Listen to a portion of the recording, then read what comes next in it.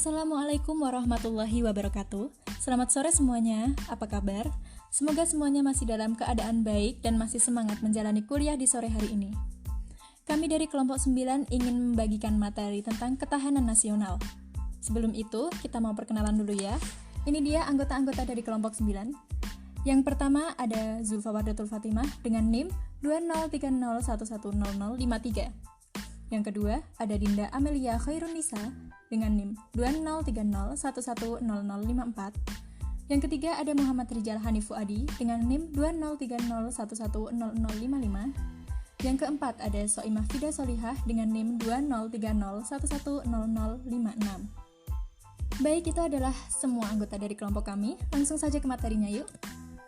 Yang pertama ada definisi ketahanan nasional. Apa sih definisi ketahanan nasional itu? Ketahanan nasional merupakan kondisi dinamik suatu bangsa, berisi keuletan dan ketangguhan yang mengandung kemampuan mengembangkan kekuatan nasional dalam menghadapi dan mengatasi segala tantangan, ancaman, hambatan, dan gangguan baik yang datang dari dalam maupun luar, yang langsung maupun tidak langsung, membahayakan integritas, identitas, kelangsungan hidup bangsa dan negara, serta perjuangan mengejar tujuan perjuangan nasionalnya. Wah, agak ribet ya. Jadi intinya gini, ketahanan nasional itu suatu kondisi bangsa untuk mempertahankan kekuatan nasional dari ancaman yang membahayakan bangsa tersebut. Dari definisi tersebut kami sudah menjabarkan beberapa istilah. Siapa tahu ada yang belum bisa buka Google untuk cari istilahnya, nggak bercanda. Yang pertama ada daya tahan, artinya kekuatan yang menyebabkan seseorang atau sesuatu dapat bertahan, kuat menderita, atau kuat menanggung beban.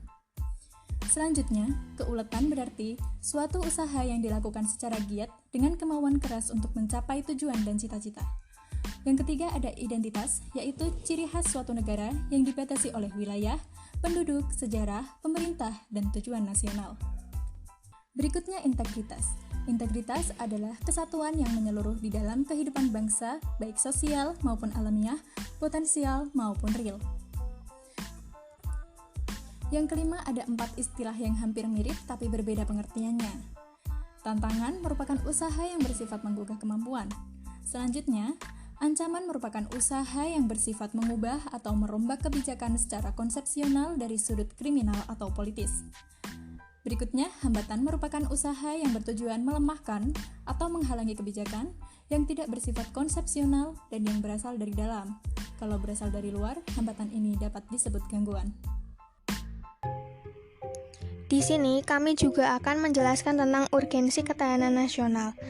Urgensi ketahanan nasional itu untuk menunjang keberhasilan tugas pokok pemerintahan seperti 1. Tegaknya hukum dan ketertiban, 2. Terwujudnya kesejahteraan dan kemakmuran, 3. Terselenggaranya pertahanan dan keamanan, 4.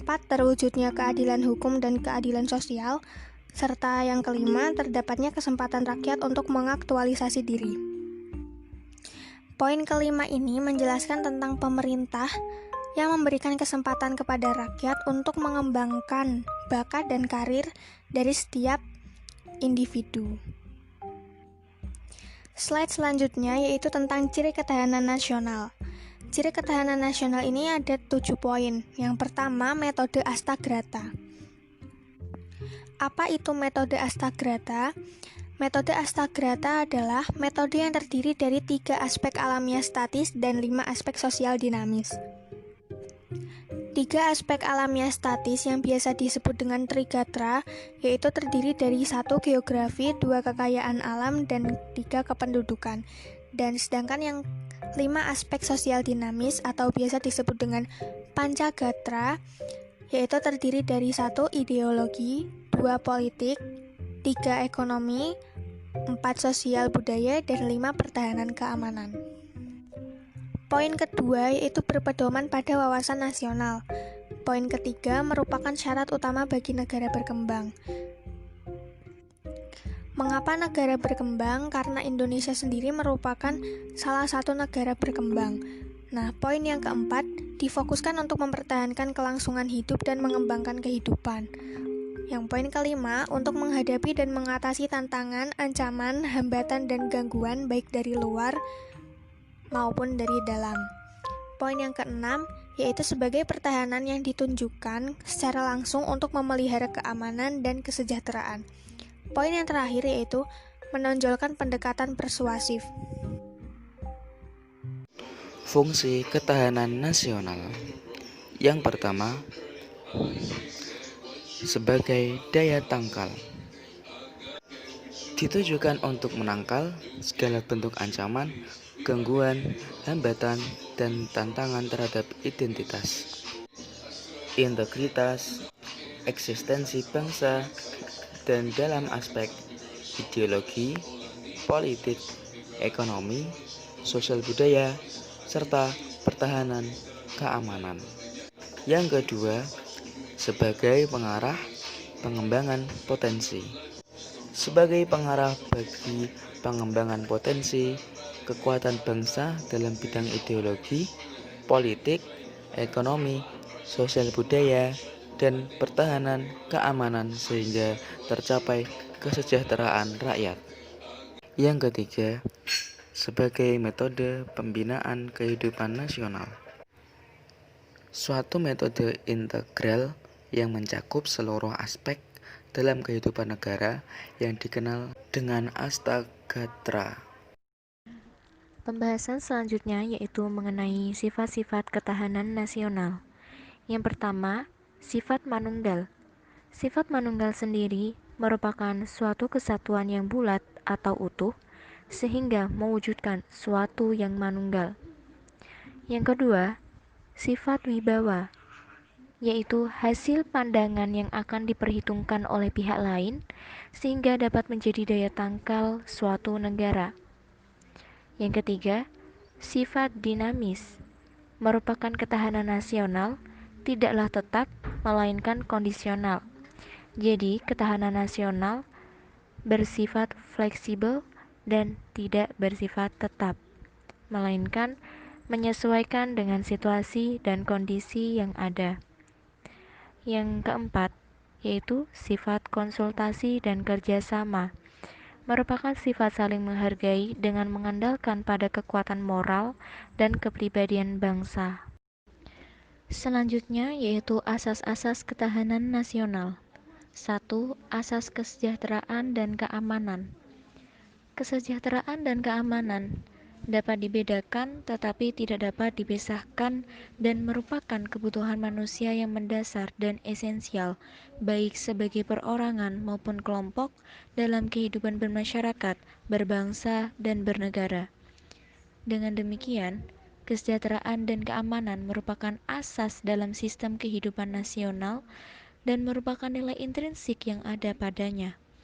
Dalam realisasinya, kondisi kesejahteraan dan keamanan dapat dicapai dengan menitik beratkan pada kesejahteraan, tetapi tidak mengabaikan keamanan. Sebaliknya, memberikan prioritas pada keamanan juga tidak boleh mengabaikan kesejahteraan. Oleh karena itu, keduanya harus selalu ada berdampingan pada kondisi apapun, sebab keduanya merupakan salah satu parameter tingkat ketahanan nasional sebuah bangsa dan negara. Yang kedua yaitu asas mawas ke dalam dan keluar. Sistem kehidupan nasional merupakan perpaduan segenap aspek kehidupan bangsa yang saling berinteraksi. Di samping itu, sistem kehidupan nasional juga berinteraksi dengan lingkungan sekelilingnya. Dalam prosesnya dapat timbul berbagai dampak, baik yang bersifat positif maupun negatif. Untuk itu, diperlukan sikap mawas ke dalam dan keluar. Mawas ke dalam sendiri bertujuan menumbuhkan hakikat, sifat, dan kondisi kehidupan nasional itu sendiri berdasarkan nilai-nilai kemandirian yang proporsional untuk meningkatkan kualitas derajat kemandirian bangsa yang ulet dan tangguh. Hal itu tidak berarti bahwa ketahanan nasional mengandung sikap isolasi dan atau nasionalisme sempit atau kaufinisme. Mawas keluar bertujuan untuk dapat mengantisipasi dan ikut berperan serta menghadapi dan mengatasi dampak lingkungan strategis luar negeri, serta menerima kenyataan adanya saling interaksi dan ketergantungan dengan dunia internasional. Untuk menjamin kepentingan nasional, kehidupan nasional harus mampu mengembangkan kekuatan nasional agar memberikan dampak keluar dalam bentuk daya tangkal dan daya tawar. Namun demikian, interaksi dengan pihak lain diutamakan dalam bentuk kerjasama yang saling menguntungkan. Selanjutnya yaitu asas kekeluargaan. Asas kekeluargaan mengandung keadilan, kearifan, kebersamaan, kesamaan, gotong royong, tenggang rasa, dan tanggung jawab dalam kehidupan bermasyarakat, berbangsa, dan bernegara. Dalam asas ini diakui adanya perbedaan yang harus dikembangkan secara serasi dalam hubungan kemitraan serta dijaga agar tidak berkembang menjadi konflik yang bersifat antagonistik yang saling menghancurkan. Yang terakhir yaitu asas komprehensif integral atau menyeluruh terpadu. Sistem kehidupan nasional mencakup segenap aspek kehidupan bangsa secara utuh, menyeluruh, dan terpadu dalam bentuk perwujudan persatuan dan perpaduan yang seimbang, serasi, dan selaras dari seluruh aspek kehidupan bermasyarakat, berbangsa, dan bernegara. Dengan demikian, ketahanan nasional mencakup ketahanan segenap aspek kehidupan bangsa secara utuh, menyeluruh, dan terpadu atau komprehensif integral. Demikian penjelasan dari kami mengenai ketahanan nasional. Semoga teman-teman bisa memahaminya dan bermanfaat bagi kita semua. Mohon maaf apabila ada tutur kata yang kurang berkenan. Wassalamualaikum warahmatullahi wabarakatuh.